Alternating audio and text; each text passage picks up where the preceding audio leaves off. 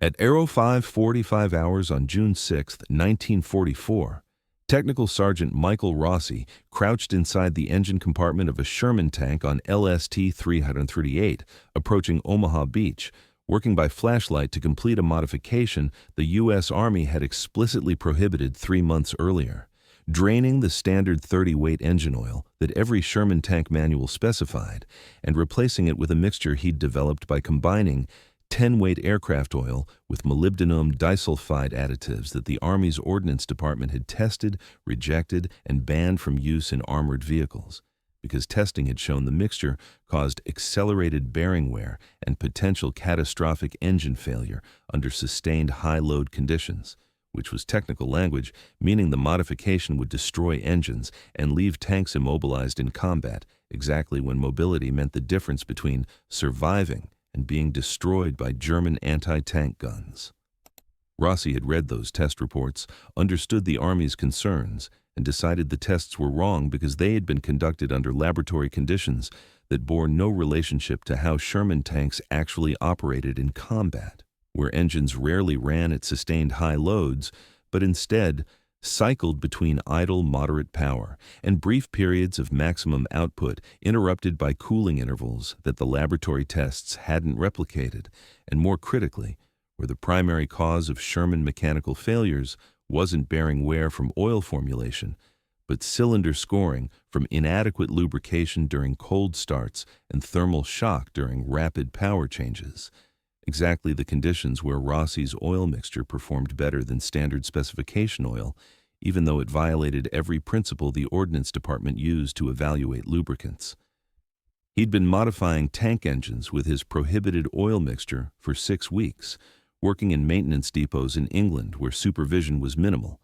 and record-keeping was chaotic enough that nobody noticed one sergeant requisitioning aircraft oil and molybdenum additives that had no authorized application in armored vehicle maintenance, and he documented the results in a notebook that would have gotten him court-martialed if anyone with authority had discovered it. 63 tanks modified, 0 engine failures, average time between required maintenance extended from 127 hours to 340 hours, instances of cylinder scoring reduced by 91%, and most significantly, tanks that had received his modification were completing missions without the mechanical breakdowns that were leaving unmodified Shermans immobilized on roads where they became targets for German artillery that destroyed disabled vehicles before recovery crews could reach them. The numbers were clear enough that Rossi had tried presenting them to his commanding officer in April 1944, explaining that Standard Army oil wasn't optimized for the operational profile that tanks actually experienced, that laboratory testing under sustained loads didn't replicate combat conditions, and that field results showed his modification worked better than approved lubricants regardless of what the test reports said. The commanding officer's response had been professional, direct, and career-ending. Rossi would cease all unauthorized modifications immediately, would dispose of all non-standard lubricants in his possession, would submit to investigation to determine whether his actions constituted willful violation of Army regulations or merely misguided initiative,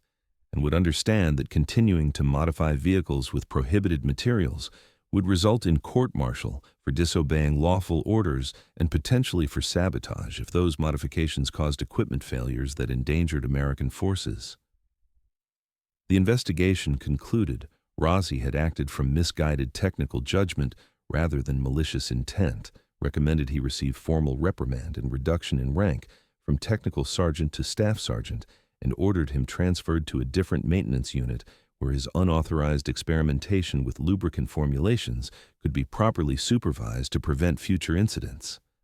But Rossi hadn't stopped modifying engines because he understood something that the Ordnance Department's test protocols couldn't measure,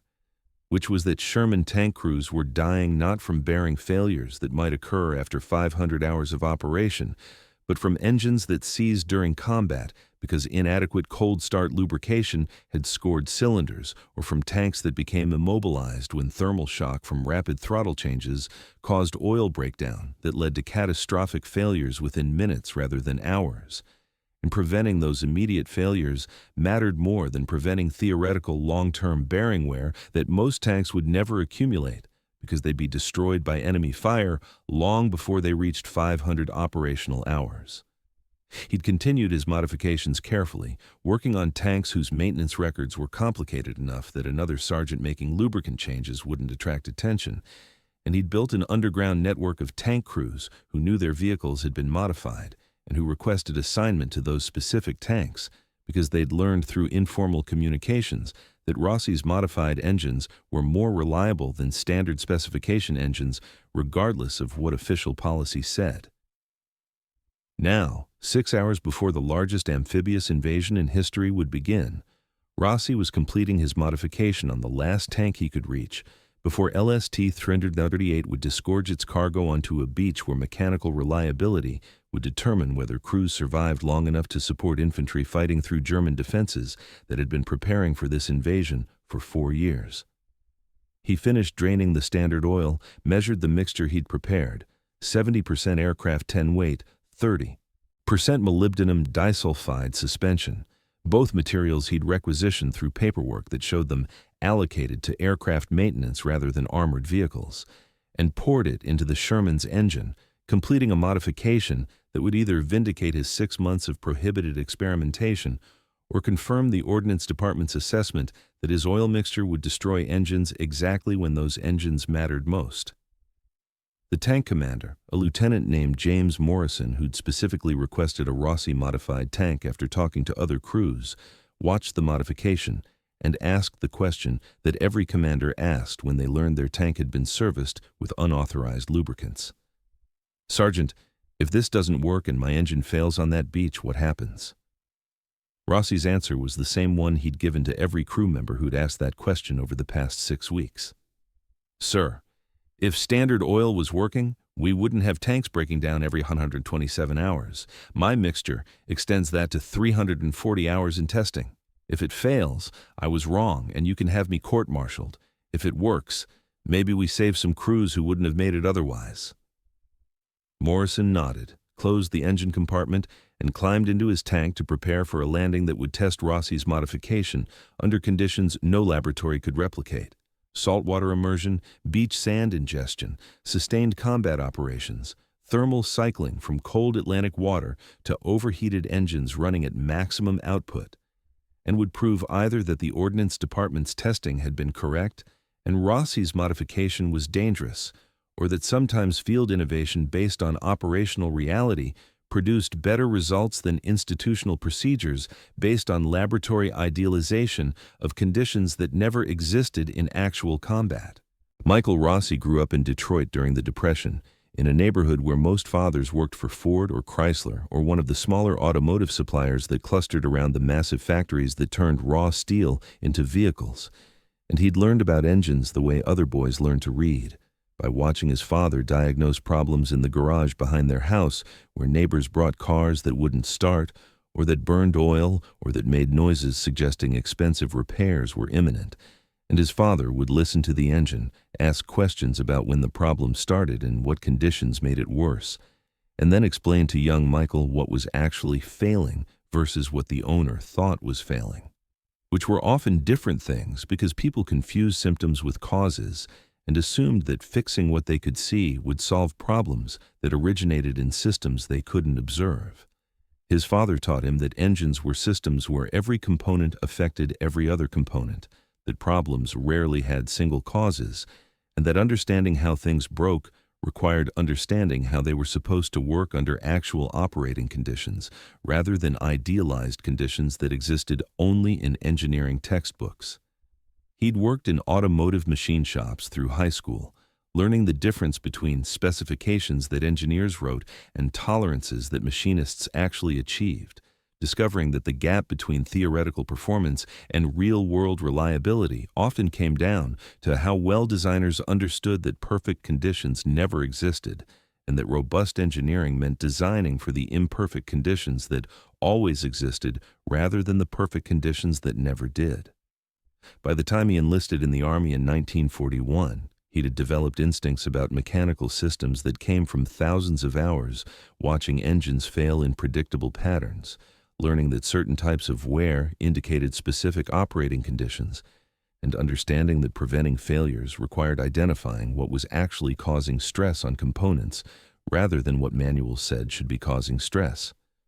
The Army assigned him to armored vehicle maintenance based on his automotive background, sent him through training that taught proper procedures for servicing tanks, according to technical manuals that specified exactly which lubricants to use, which maintenance intervals to follow, and which modifications were prohibited, because they deviated from engineering specifications that had been established through rigorous testing. And Rossi absorbed all of this institutional knowledge while privately noting that the testing procedures described in the manuals bore minimal relationship to how tanks actually operated in the field, where ambient temperatures varied by 60 degrees between morning and afternoon, where engines that sat cold for hours would suddenly be required to produce maximum power within seconds, and where the dust and debris that entered engine compartments through hatches and ventilation systems created operating environments that laboratory test cells never replicated.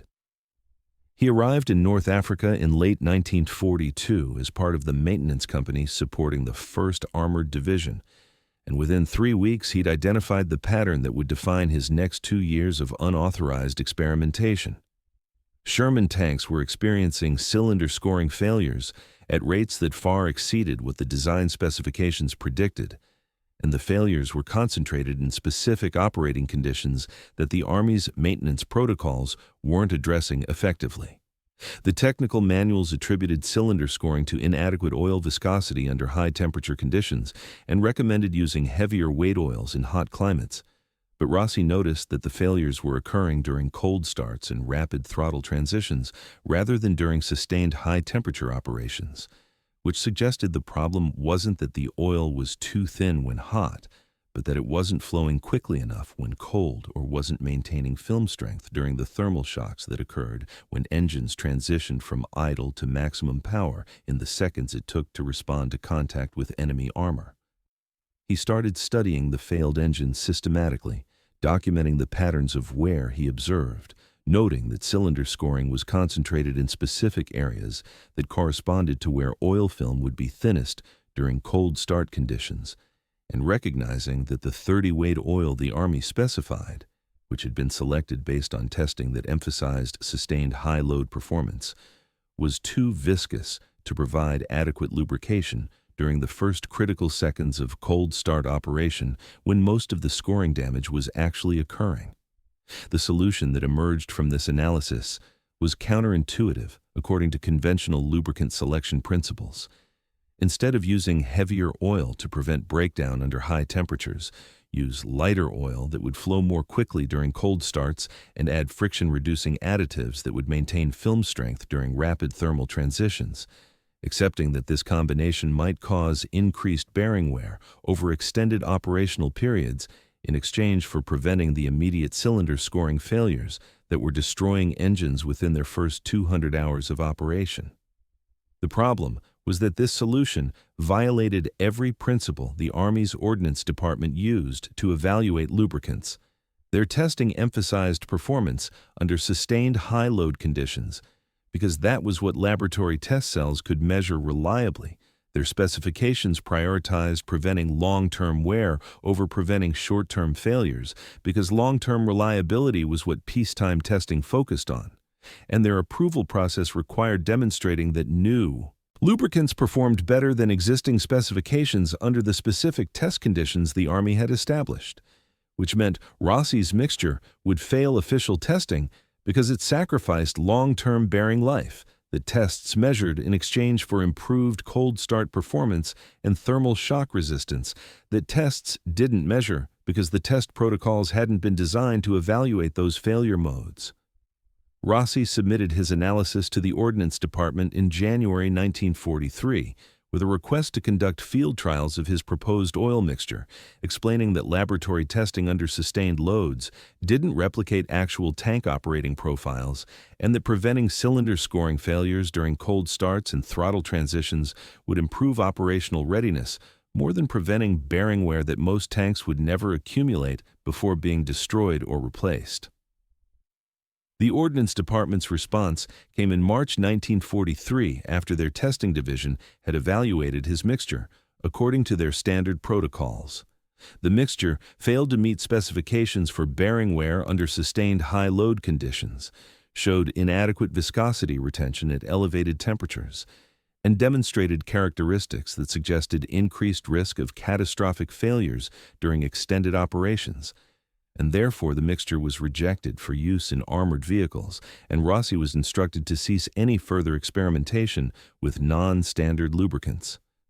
But Rossi had continued his experimentation anyway, carefully and quietly, because he'd watched too many tank crews return from missions with engines that had failed from cylinder scoring to accept that the officially approved solution was actually solving the problem. And he'd developed a network of tank commanders who were willing to let him modify their vehicles with his prohibited oil mixture, because those commanders had also watched too many tanks break down from mechanical failures that shouldn't have been occurring if the approved lubricants were actually working as specified. By April 1944, when his commanding officer discovered what he'd been doing and ordered him to stop, Rossi had accumulated enough field data to prove his mixture worked better than standard oil under actual combat conditions. But he also understood that field data didn't matter to an institutional approval process that valued compliance with testing protocols over empirical results from unauthorized experimentation. The formal reprimand he received emphasized that Army regulations existed for good reasons, that unauthorized modifications endangered soldiers who depended on equipment reliability, that individual mechanics could not be permitted to substitute their judgment for institutional expertise developed through rigorous testing,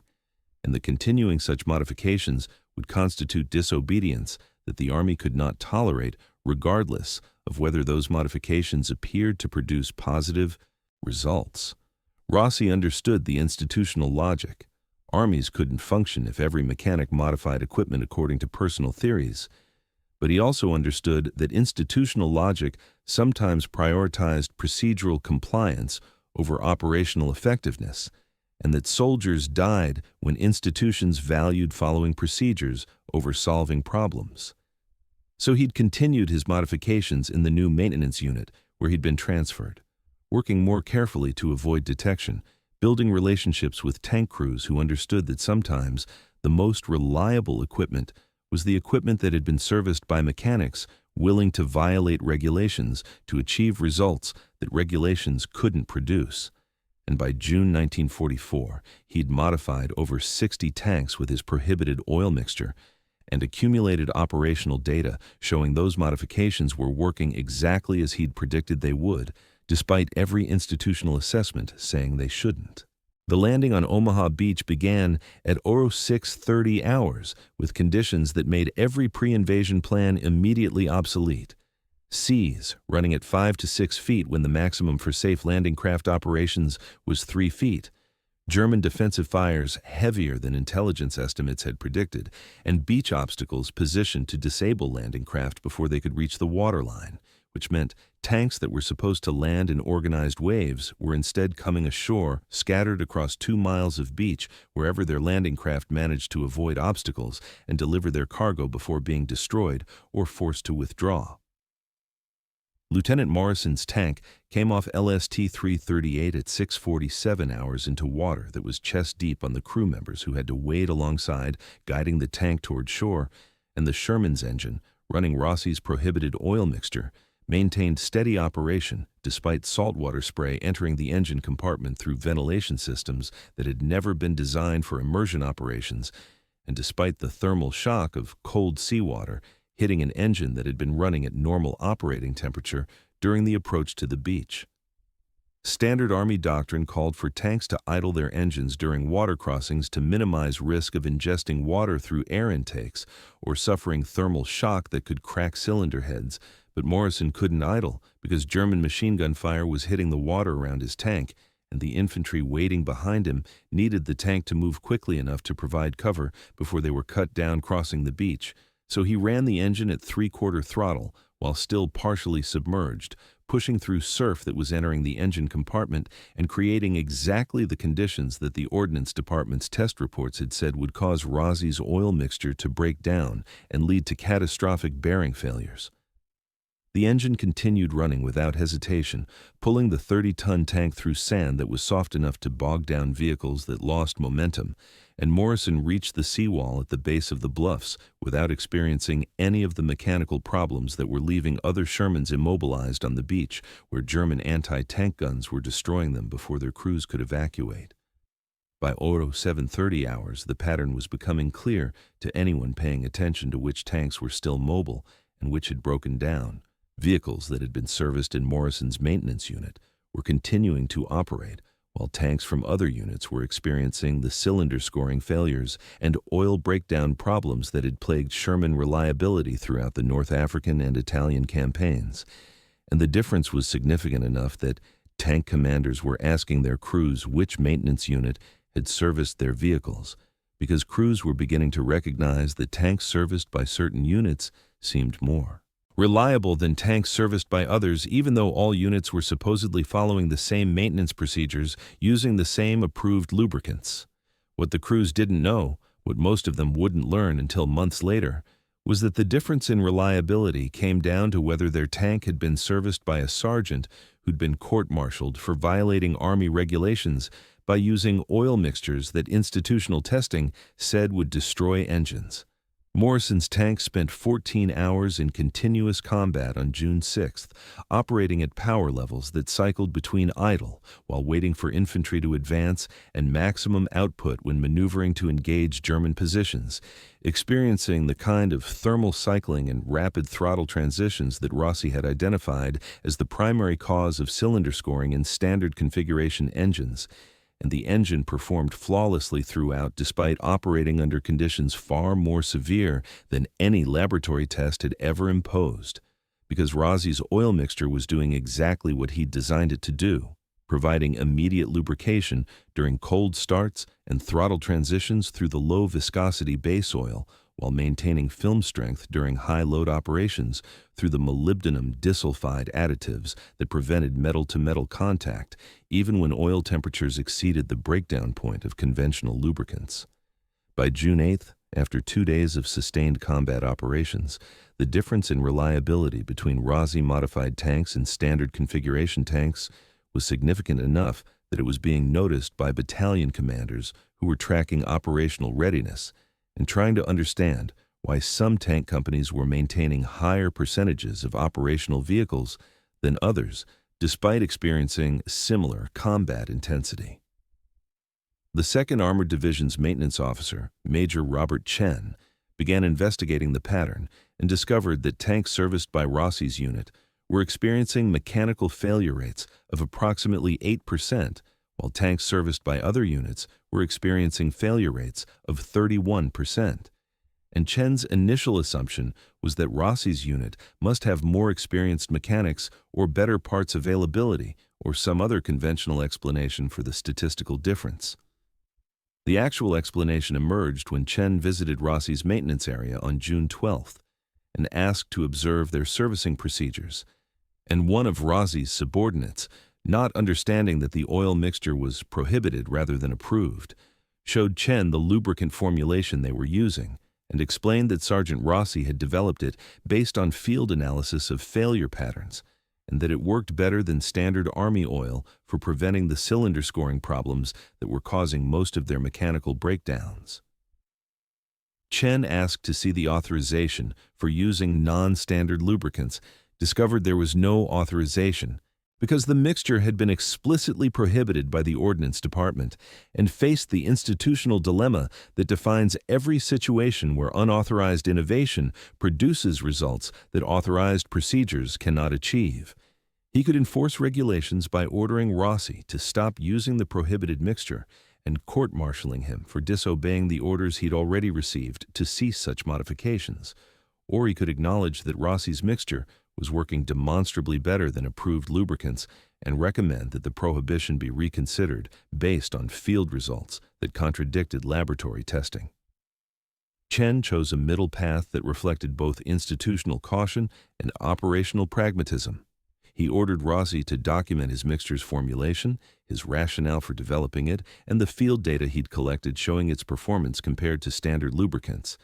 And Chen forwarded this documentation to the Ordnance Department, with a recommendation that they reconsider their previous rejection based on new evidence from combat operations showing the mixture performed better under actual operating conditions than laboratory testing had predicted.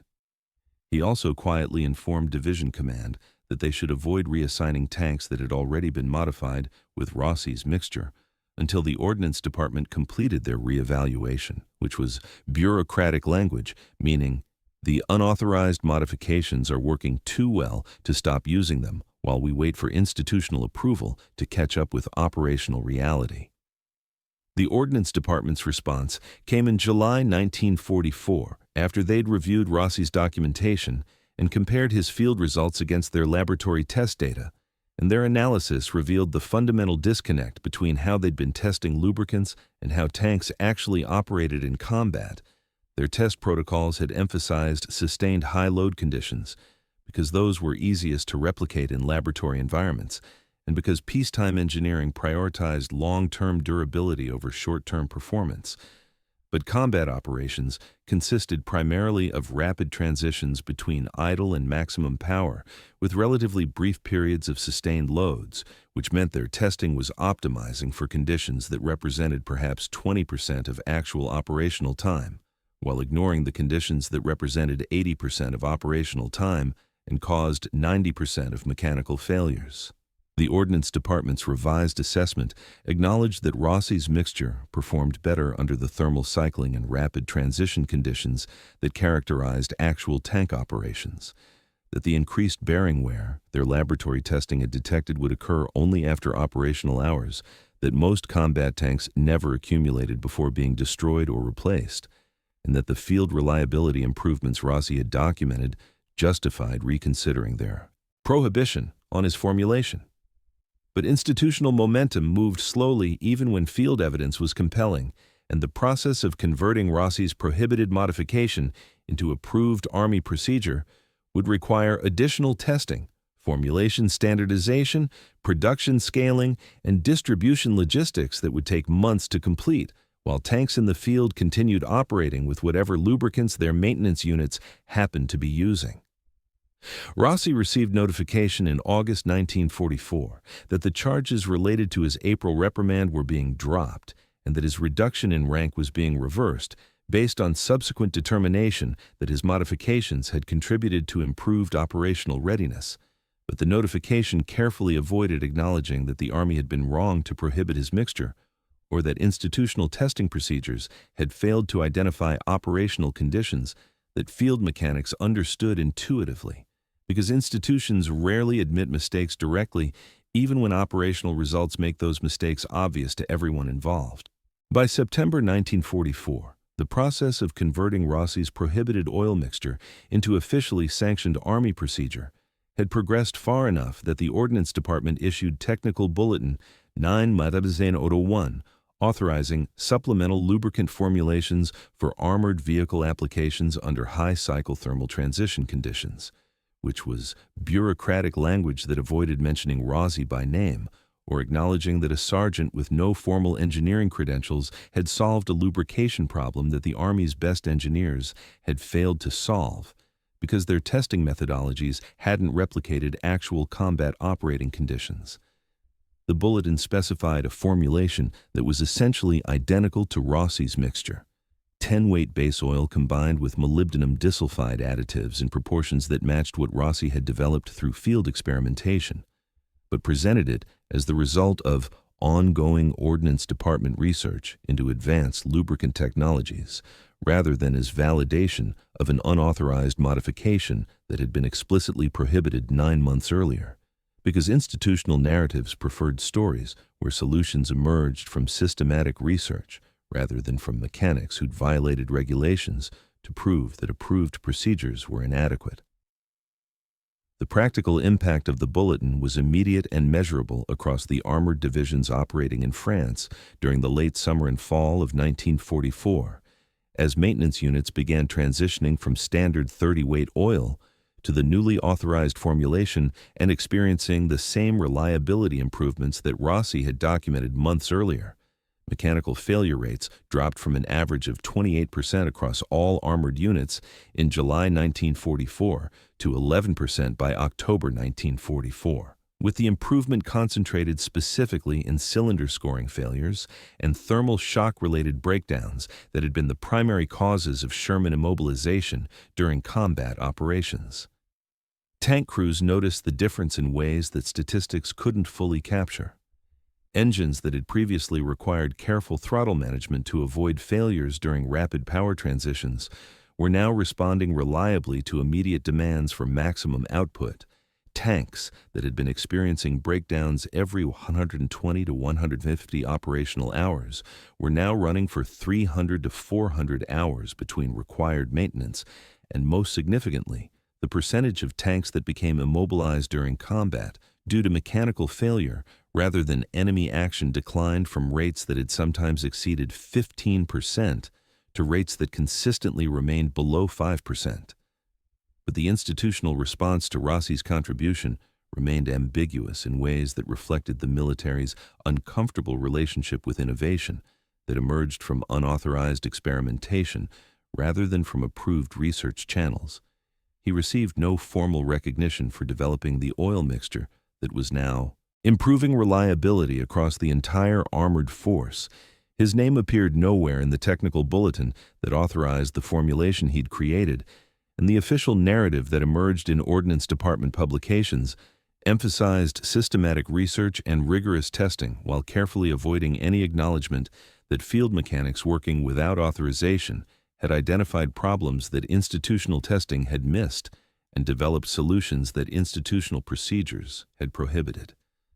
The Army's position seemed to be that Rossi's mixture worked and should be used throughout the armored force,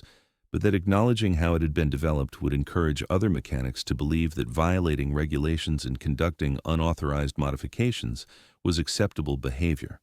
and maintaining institutional authority required avoiding any suggestion that individual initiative could be more effective than following approved procedures.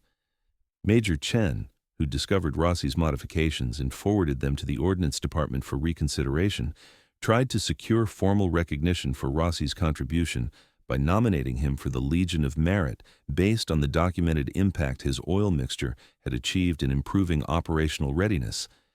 But the nomination was rejected by Division Command with the explanation that recognizing unauthorized modifications, even successful ones, would undermine the regulatory framework that prevented countless unsuccessful modifications from degrading equipment reliability, and that the appropriate response to Rossi's actions was to acknowledge their beneficial results while maintaining the principle that mechanics must work within approved procedures rather than substituting personal judgment for institutional expertise. This carefully calibrated response allowed the Army to benefit from Rossi's innovation, while preserving the institutional message that following regulations remained mandatory regardless of whether violations might occasionally produce positive outcomes. The broader impact of Rossi's oil mixture extended beyond the immediate reliability improvements it provided to Sherman tanks in the European theater, because the formulation principles he demonstrated using lower viscosity base oils combined with friction-reducing additives to optimize performance under high-cycle thermal transition conditions rather than under sustained high-load conditions, challenged fundamental assumptions about how the Ordnance Department had been evaluating lubricants for all military vehicles,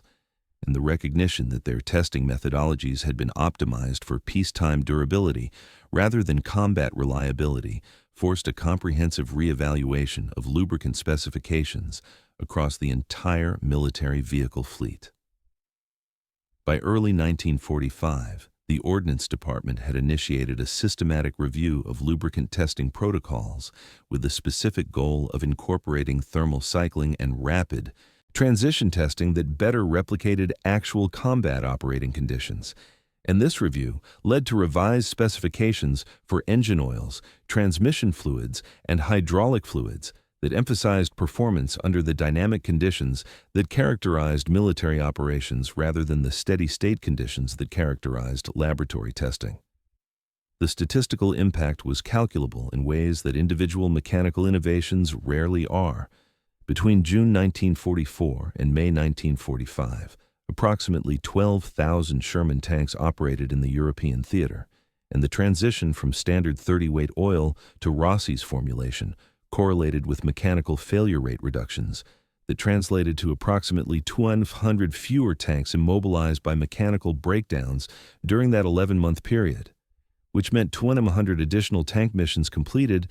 Approximately 10,500 crew members who didn't experience mechanical failures during combat situations, where immobilization meant vulnerability to enemy fire, and operational readiness improvements that allowed armored divisions to maintain higher percentages of their authorized strength available for combat operations, rather than waiting in maintenance queues for repairs that the improved lubricant formulation was preventing from being necessary in the first place. But these numbers, as significant as they were from a logistics and operational perspective, didn't capture the individual dimension of what Rossi's modification had accomplished,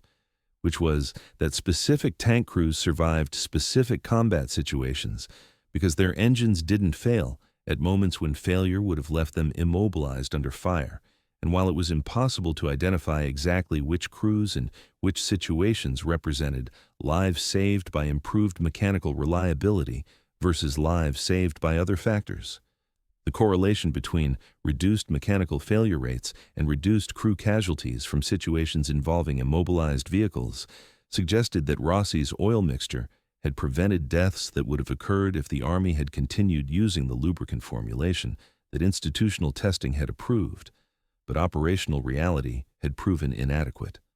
The German perspective on American tank reliability, documented in after-action reports from panzer units that engaged Sherman tanks throughout 1944 and early 1945, noted with frustration that American armored forces seemed to maintain higher operational readiness rates than German projections predicted,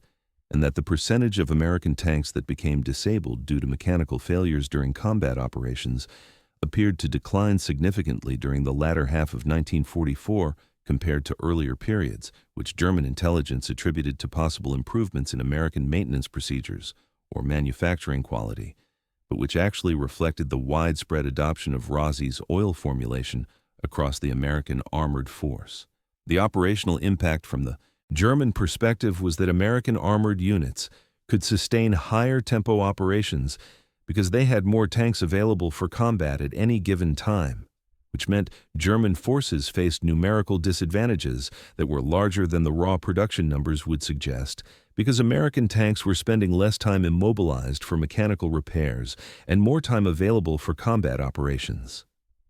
By the time the war in Europe ended in May 1945, Rossi's oil formulation had become standard specification for all Sherman tanks and was being evaluated for application to other armored vehicles. But the story of how that formulation had been developed through unauthorized experimentation by a mechanic who'd been reprimanded for violating regulations remained largely unknown outside the maintenance communities, where Rossi's reputation as the sergeant who fixed the oil problem had spread through informal networks that preserved institutional memory in ways that official histories often didn't capture. The war ended in August 1945, and Michael Rossi returned to Detroit with an honorable discharge, a technical sergeant's rank that had been restored after his April 1944 reprimand was reversed, and no official recognition for having developed the oil formulation that had improved Sherman tank reliability across the European theater, because the Army's institutional narrative had attributed that improvement to Ordnance Department research rather than to unauthorized field experimentation by a mechanic who'd violated regulations to prove that approved procedures were inadequate. He went back to work in the automotive machine shops where he'd learned his trade before the war, applying the same principles he'd used to solve the Sherman's lubrication problems to diagnosing and repairing civilian vehicles. And he never spoke publicly about his wartime contribution because he understood that the story of how he'd violated Army regulations to develop a better oil mixture wasn't the kind of story that institutions wanted widely circulated, even when the violation had produced demonstrably positive results. The official Army History of Armored Operations in World War II, published in 1947, devoted 3 paragraphs to improvements in Sherman tank mechanical reliability during 1944, attributing those improvements to advances in lubricant technology developed through Ordnance Department research and systematic field testing, without mentioning Rossi by name, or acknowledging that the key advances had come from a sergeant who'd been reprimanded for conducting unauthorized experiments that institutional testing had rejected. The history emphasized that improved reliability had contributed to operational success by maintaining higher percentages of tanks available for combat operations, but it framed that improvement as the result of institutional processes working correctly rather than as an example of how institutional processes sometimes failed to identify problems that field personnel understood intuitively and solved through initiative that violated approved procedures. What the official history couldn't capture, what institutional narratives rarely capture, was the human dimension of Rossi's contribution, which existed in the specific moments when specific tank crews survived specific combat situations because their engines didn't fail when failure would have meant immobilization under fire. And while these moments couldn't be identified individually or credited definitively to Rossi's oil mixture rather than to other factors, their cumulative impact represented the difference between a mechanical failure rate of 28% and a rate of 11%, which translated across 12,000 tanks and 11 months of combat operations to thousands of situations where improved reliability meant the difference between completing a mission and becoming a target for German anti-tank weapons that destroyed immobilized vehicles before recovery crews could reach them. Tank. Crews who'd served in units that used Rossi's oil mixture maintained informal networks after the war. Veterans associations that preserved institutional memory about which maintenance sergeants had kept their tanks running and which modifications had actually worked regardless of whether those modifications had been officially approved. And Rossi's name circulated through these networks as the guy who fixed the oil problem, even though most of the tank crews who'd benefited from his modification never knew his name during the war and learned about his contribution only years later, when they compared experiences with other veterans and discovered that the improved reliability their tanks had experienced during 1944 and 1945 had come from a formulation developed by a mechanic who'd been court-martialed for refusing to stop using it after the Army ordered him to cease his unauthorized experiments. The Ordnance Department quietly acknowledged Rossi's contribution in internal documents that analyzed lessons learned from World War II armored operations, noting that field identification of the cylinder scoring problem and development of the molybdenum disulfide oil mixture had preceded institutional recognition of the problem by approximately 9 months, and that this gap between field recognition and institutional response suggested that testing protocols needed to better incorporate feedback from operational environments where equipment was actually being used rather than relying exclusively on laboratory testing under idealized conditions.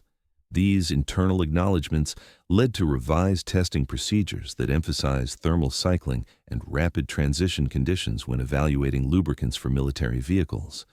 But the public narrative continued to attribute the improved oil formulation to systematic research rather than to unauthorized field experimentation, because acknowledging the latter would complicate the institutional message about following regulations and working within approved procedures. Rossi received a letter in 1952 from the Ordnance Department requesting permission to interview him for an oral history project documenting technical innovations during World War II. And during that interview, he provided detailed explanation of how he'd identified the cylinder scoring problem, why he'd believed that Standard Army oil wasn't optimized for actual tank operating conditions, and how he'd developed his formulation through iterative testing that violated regulations, but produced results that institutional testing had failed to achieve. The interviewer asked the obvious question that defined every conversation about unauthorized innovation: whether Rossi believed his decision to continue modifications after being ordered to stop had been justified given that those modifications ultimately proved successful. And Rossi's answer reflected the complexity of balancing institutional authority against individual judgment about what actually worked.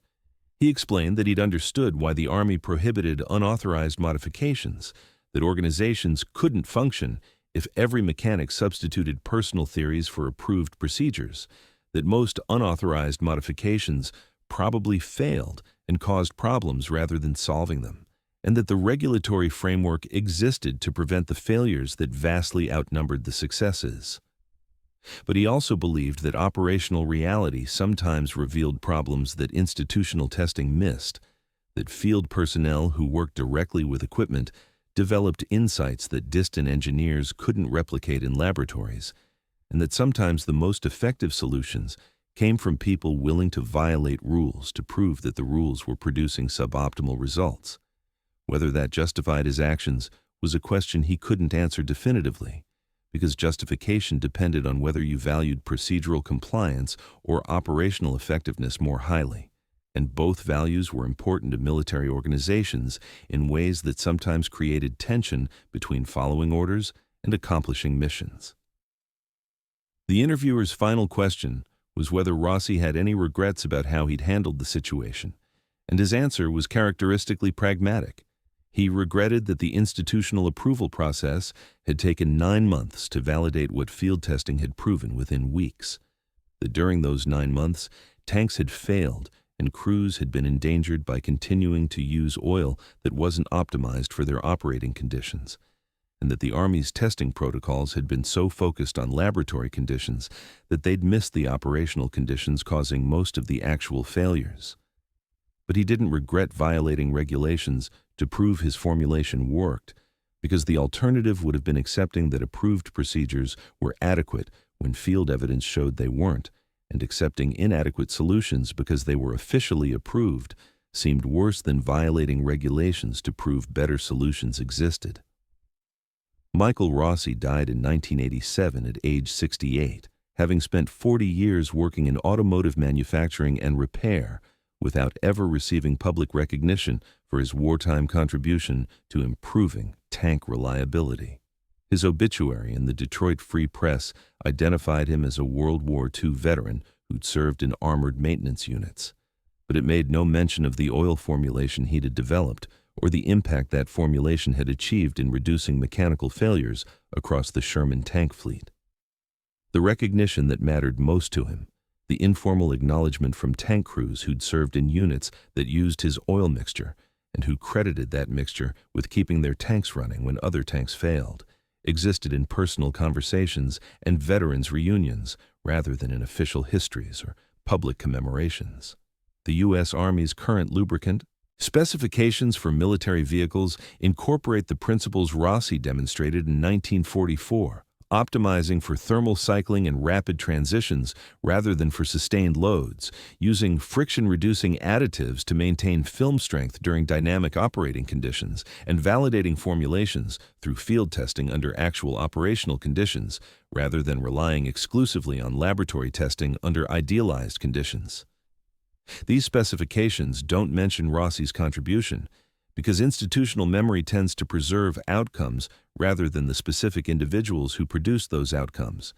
But the technical lineage from his prohibited oil mixture to modern military lubricant formulations represents a direct connection between one mechanic's unauthorized experimentation and current Army engineering practices. The lesson his story offers isn't that mechanics should violate regulations or that unauthorized modifications should be encouraged, because most unauthorized modifications fail and cause problems rather than solving them, and organizations need regulatory frameworks to prevent the chaos that would result if everyone substituted personal judgment for approved procedures. But the lesson is that institutional testing and approval processes sometimes optimize for conditions that don't match operational reality,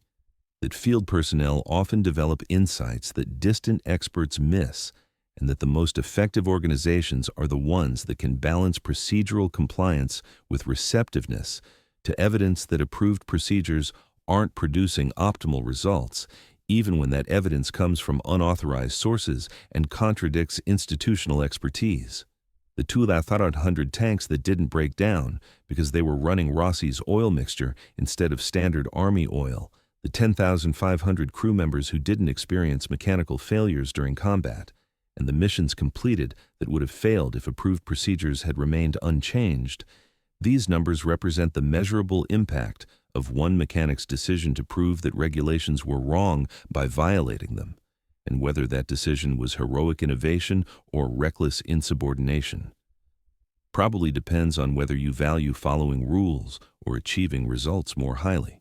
which is a question that every institution struggles to answer when unauthorized initiative produces outcomes that authorized procedures cannot. Thanks for watching the story of how Technical Sergeant Michael Rossi's dangerous oil modification tripled Sherman tank reliability.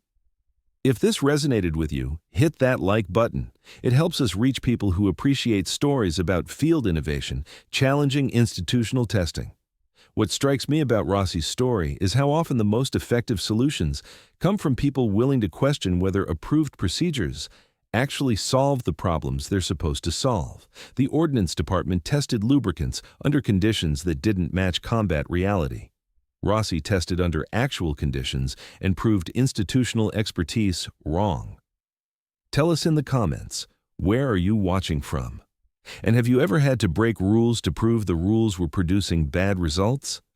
Subscribe for more untold Woo stories about the tension between following procedures and achieving results.